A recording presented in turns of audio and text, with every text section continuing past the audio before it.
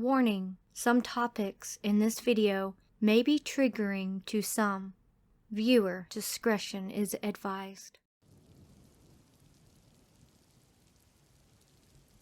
I cannot find an analog of the concept of Donovoy in English. This is a guardian spirit of the house. He has his own will and likes or dislikes. People don't see him, but cats do. My cats are definitely communicating with him. I doubted the existence of something like this in an apartment building until I bought my own apartment. My stories of encountering him are more funny than scary. So, I bought the tiniest and cheapest apartment on the top floor of a house built in the 80s. The apartment was in a terrible condition with a rotten floor in the kitchen with burnt electrical wiring in most of the premises. I want to say that there was no light in the apartment in the room that I wanted to make a nursery. I put shelves on which our clothes and underwear were stored. Early one morning, I went in there, and in total darkness, it wasn't dawn yet, I started looking for underpants, intending to go get a shower. My son was sleeping in his crib, and I didn't turn on the lights in the rest of the apartment so as not to wake him up. I silently rummaged through the shelves of the closet, trying to find underwear. I couldn't find it, so I went to shower, hoping to find some panties later when the room gets a little bit lighter. In short, people, when I entered the room after a shower, there were neatly laid out underwear in the children's bed at my son's feet. I was stunned and then thanked the Donovoy for his care. One day I was sitting and sewing. I often sew costumes for children's theater, and after finishing the seam, I began to look for scissors to carefully cut the thread. I didn't see the scissors nearby and went into another room to find them. When I came back, the sewing was finished. The knot was tied on the fabric, and the thread was neatly cut off. After standing for a while with bulging eyes, I thanked Donovoy again. My Donovoy is not always so cute, but now I don't want to talk about his dark sides. True, I saw him once. Most cats have a habit of having zoomies at night, and my cat also likes this. One day the cat was jumping around the kitchen in the dark and made such a noise that he woke me up. When I just opened my eyes in a half doze, I saw that the cat was not just running, but running after a small green ball. I was scared, woke up completely, and the vision disappeared. Such an interesting company lives in my apartment. By the way, my cat's name is Constantine. I think this is a funny coincidence.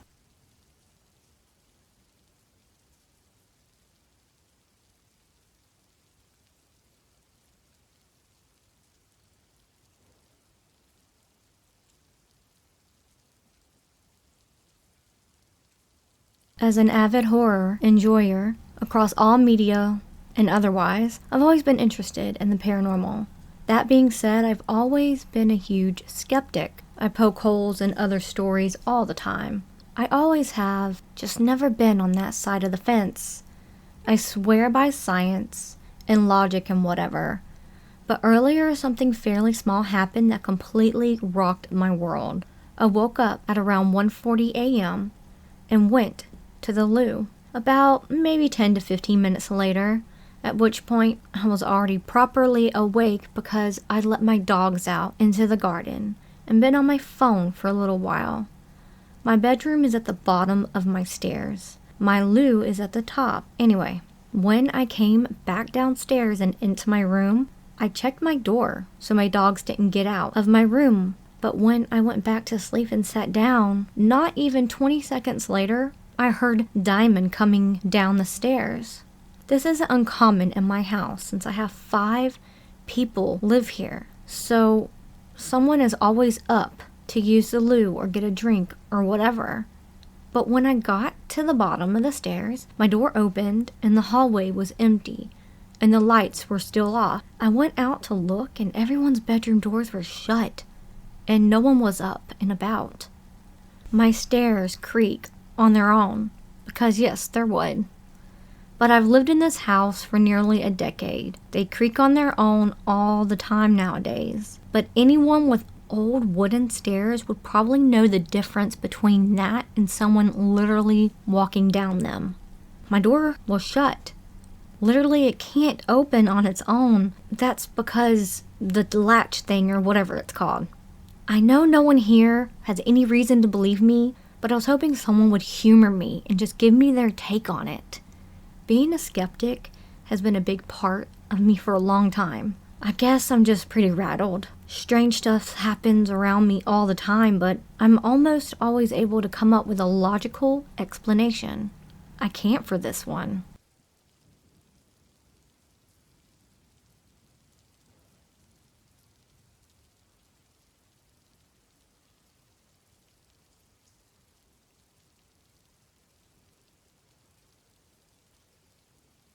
I had written some happenings in our apartment a while ago, like falling things, strange smells, and other usual paranormal stuff. Nothing really scary, just weird stuff. Like a year ago, I started feeling extremely uncomfortable in our bedroom. I couldn't sleep and had bad nightmares. Sometimes with invisible ghosts who wanted to get to me, and sometimes just normal stuff. So I decided to sleep in the living room from time to time. But it got so much worse that I couldn't be in the bedroom at all. Even now, if I'm alone in the bedroom, I have a bad feeling, but I cannot put my finger on it. So recently, my girlfriend who sleeps alone in the bedroom experiences increasing paranormal stuff. She hears footsteps, feels like something was sitting on the bed and falling or moved things, but she was not believing in paranormal stuff. But now even she is creeped out. What could it be? I know that not everything has to be paranormal, but there are too much unexplainable things.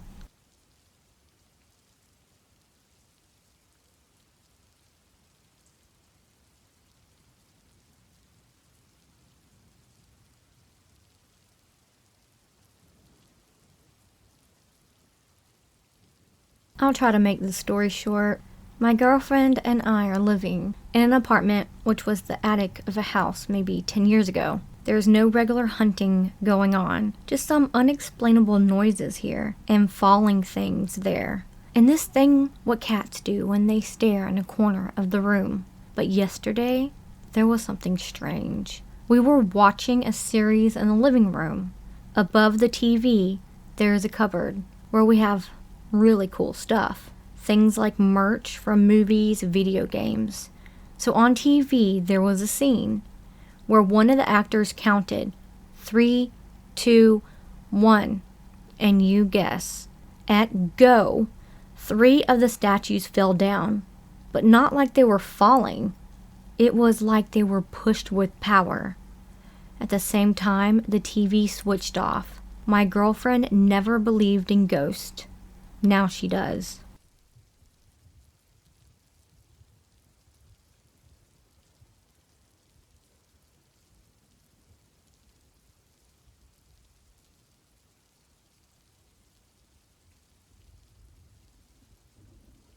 I'm not really sure if this is paranormal or not. Could have easily been my eyes playing tricks on me. For context, this took place around 8 or 9 p.m. with the lights on. I don't do drugs. I don't even smoke weed. And I was completely sober. A couple of weeks ago, I was in the bathroom on my phone, scrolling through social media. I happened to look over at the bathtub, which was across from where the toilet is. I see that one small section of the tub was shimmering. The best way to describe it is like you're looking at a reflection in water that gets distorted by ripples. I wasn't particularly scared by what I was seeing and mostly chalked it up to being tired or something. I've been reading paranormal stories lately, so I figured I would post about it and see if anyone knows what I am talking about.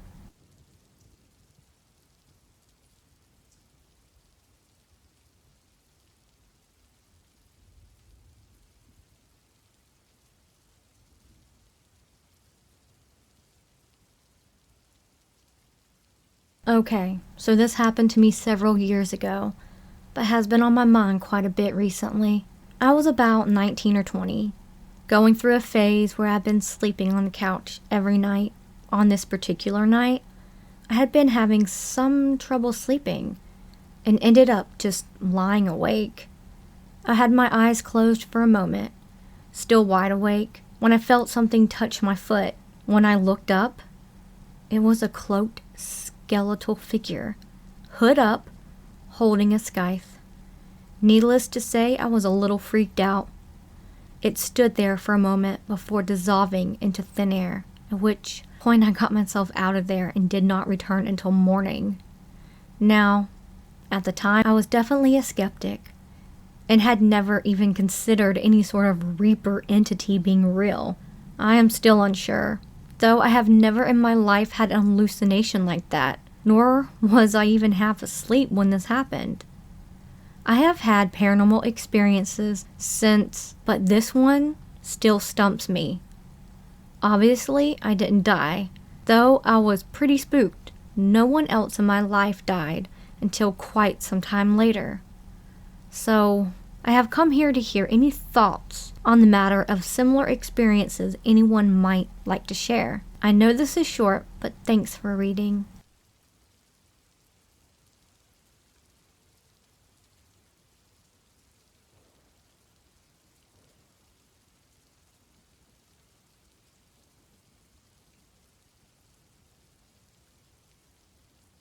I'm a male in my 20s and do medical work from home. Therefore, my internet is a need for my job. After phone issues, I never reconnected my number since what I need it for is on Wi-Fi.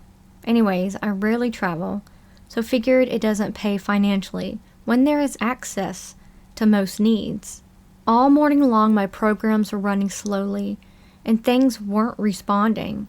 While currently living with my grandmother, as I'm working, I hear when family call her to check in on her. My uncle normally calls earlier than normal on this day and claims he called her multiple times before while no calls came through. Around 1:50 p.m., everything crashed completely. No phone, no internet was available. I tried to restart the router multiple times, completely shutting off and checking wires.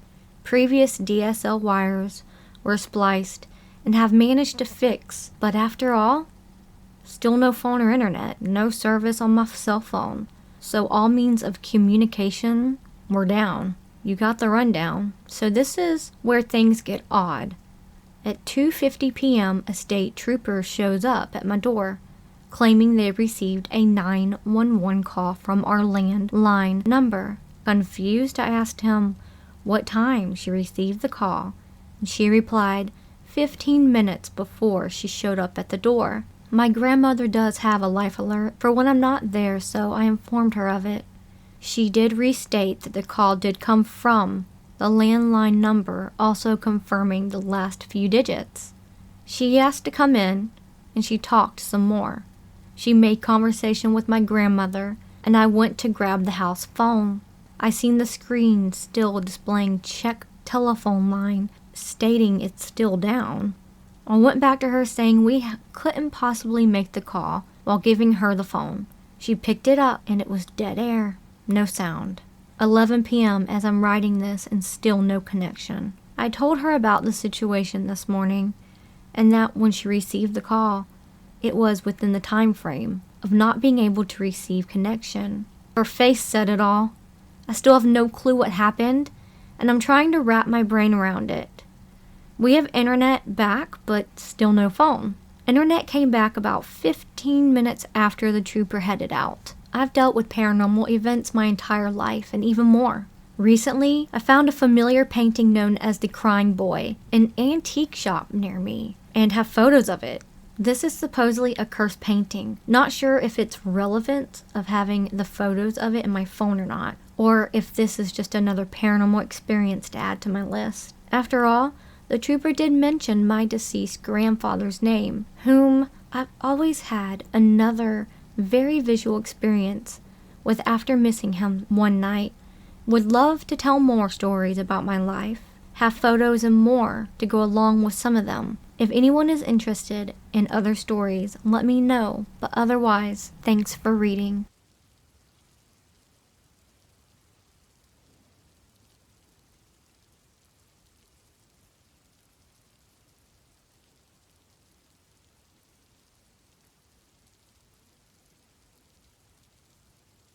My mom is the biggest skeptic ever. So when my dad started telling her that he had on a couple occasions heard a sound like toenails on hard wood and seen a little white ball float down the hallway, she blew him off for pranking her or imagining things. But then she heard the sound of dogs' nails when she was alone, and their only dog was sitting on the couch next to her. Her dog jumped up and ran over to investigate, and the noise stopped. So last night she couldn't sleep and got up for a drink and heard a sound of dogs' nails again. She said she saw a little dog in the doorway and without her glasses on, and in the dark she thought it was her dog, Rosie, come to follow her. She walked over to pick her up, and the dog just dropped through the floor, gone. Rosie was still in bed and asleep with Dad. She is absolutely convinced now that it's her dad and his deeply loved Chihuahua who died 2 Septembers ago and a week apart, and they got buried together. This is my mom, whose favorite book ever is Demon Haunted World by Carl Sagan. My mom who explains away anything. Seeing her so convinced is shaking my own skepticism. And what a comfort to think that my pop and his pup might still be around in some way.